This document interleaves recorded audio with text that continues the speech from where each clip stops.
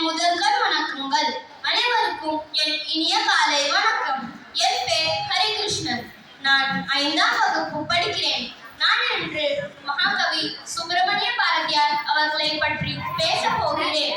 பாரதியார் அவர்கள் திருநெல்வேலி மாவட்டத்தில் உள்ள எட்டயபுரத்தில் சின்னசாமி ஐயருக்கும் லட்சுமி அம்மாளுக்கும் 1882ஆம் ஆண்டு மகனாக பிறந்தார்.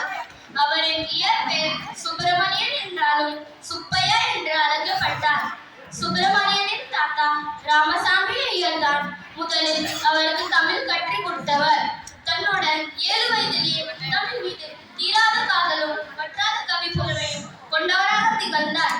அவருக்கு 11 வயது இருக்கும் போது அவரது கவி பாடும் ஆற்றலையும் புலமையையும் பாராட்டி எட்டயபுரம் மன்னன் அவருக்கு பாரதி என்ற பட்டத்தை வழங்கினார்.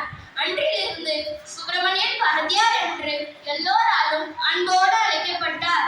பாரதி தனது தந்தையின் மறைவுக்கு பின்னர் தன் அத்தையுடன் காசிக்கு சென்றார். காசியில் உள்ள அலகாபாத் பல்கலைக்கழகத்தில் இந்தியையும் சமஸ்கிருதத்தையும் கற்றுத் தேர்ந்தார். இது தவிர ஆங்கிலம், வங்காளம் போன்ற பிற மொழிகளிலும் தனி புலமை பெற்று விளங்கினார்.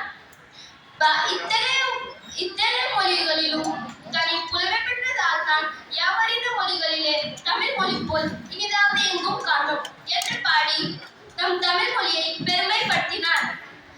1912ஆம் ஆண்டு பகவத்கீதையை தமிழில் மொழிபெயர்த்தார்.